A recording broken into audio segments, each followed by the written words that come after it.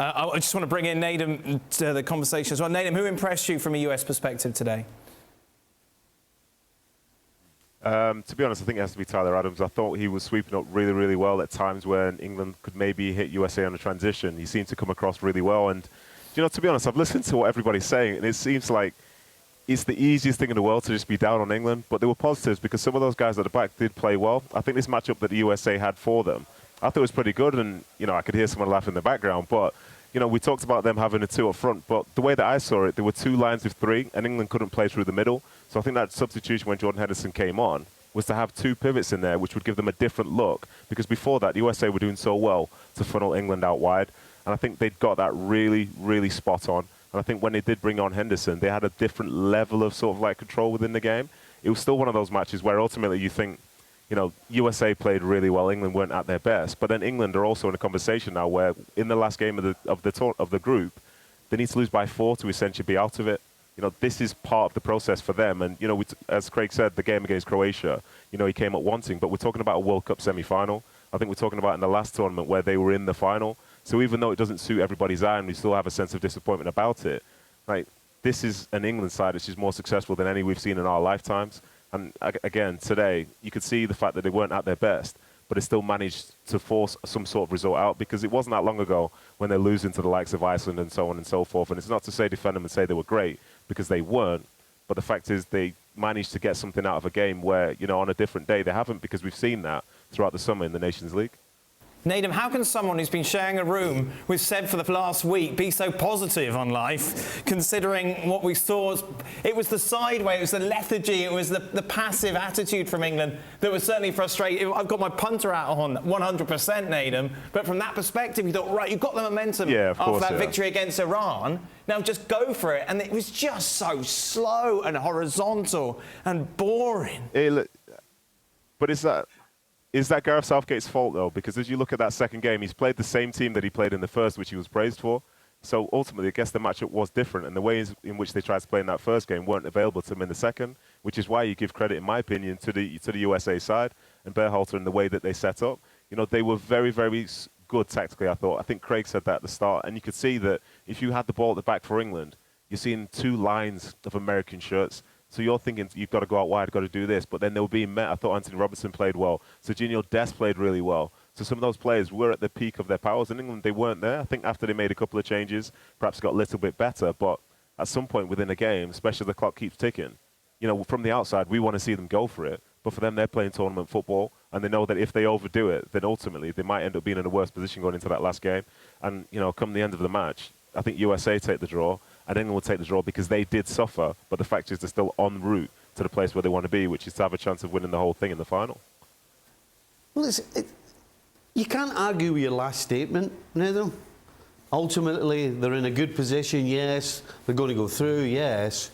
But you have to look at it from a point of view of, we've played against a team who, on paper, man for man, are nowhere close to us, but yet, in stages in this game, it was backs against the wall. And you can say, well, you can look at the defence and say they defended well. The truth is, this US side struggles to score goals. They don't know who the centre forward is. So a team that doesn't really have a centre forward that scores goals is causing you so many headaches, streaming through the middle of the park. I mean, there are so many questions. You can look at it from the point of view of, yes, they're sat in a good spot, but going forward, you know, what does Sterling do? What does Saka do when they're not at their best? Because I don't remember them doing anything today. Yeah. You know, Rice, who normally is a guy in the middle of the park who's just controlling everything, picking everything up, wasn't in the game. Mason Mount wasn't in the game. Bellingham wasn't in the game. I'm kind of going to let Bellingham off a little bit because he's at his best making late runs in the box. So I think I'll let him off of that. But you have to think about that going forward. Gareth Southgate can't just go, well, we're in a good position, because they were that bad today. England are in this position because of the group, right? It's another particularly easy group, notwithstanding the US, right, who have played 3 really good halves. There's an argument to say that the Welsh in the second half asked more questions of the US than England did today. Definitely. Right? And then you've got to look at when England progress in this competition, and they will, whatever happens when they get to the last 16, I don't know. Is it going to be the same old with the teachers' pets, with the Raheem Sterlings, with the Mason Mounts, and all that sort of thing? And what world are we living in that Phil Foden is not even in the picture? Phil Foden is there's only 2 players going to the Man City team before Phil Foden. That's Kevin De Bruyne and Erling Haaland. You look at likes of Spain, they nourish the likes of Pedri. You look at these countries that build their whole thing around these super talented, mercurial individuals. And we have arguably the best, one of the best, they've got plenty of good players, but certainly one of the most talented. He doesn't even get near the field. Inevitably, Phil Foden was a big subject of the interviews that Gareth Southgate did after the game. Here is his response to not bring him on at all during the match. Of course, some certainly surprised when it was Henderson that came on. Well, we thought it was the right thing to keep the team from the start, and then the wide players. We went with Jack and Marcus ahead of Phil on the changes. We thought Jack would keep the ball for us and take up the pitch, and we thought Marcus's speed would also be a threat going into the last part of the game. Does that make sense to you, Macca? It makes sense. I don't agree with it. I'm like Craig. You know, Phil Foden has arguably had his best year ever up until now. The goals he scores already for Manchester City. The fact that he can't even get on the pitch when we're, let's be honest, we need to be more positive. I've always said England needs to be creative. I'm fine with them at the back. I don't think they're going to concede goals. I didn't last year in the last tournaments. I didn't in the tournament before because they don't push forward enough. Luke Shaw gets forward.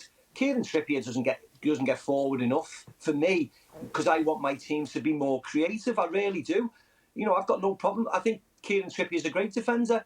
But today, when you want to score goals and when you want to see the team do something different, that's when I want, a Trent Alexander-Arnold on. I'm not concerned defensively with England when they're playing Wales, Iran or the USA, with all respect. I want to see my team create. I want to see my team do something special and show something on the eye that they're good enough. Our best players are creative players. And, arguably the best one, Phil Foden, hasn't been seen. So I agree. Of course, what Gareth says goes because the top of the group, and England's always seemed to muddle through. We had it in the Euros when they got to the final. The games against Croatia and Scotland, and sometimes you get a bit of a damn squib of a game, but they get through and they keep on going. But I said it. I'm still having the same conversations as I did 2 years, 4 years ago. They still need to improve a lot to get to the final and win it. Thanks so much for watching ESPN on YouTube, and for more sports highlights and analysis, be sure to download the ESPN app, and for premium content and live streaming, subscribe to ESPN Plus.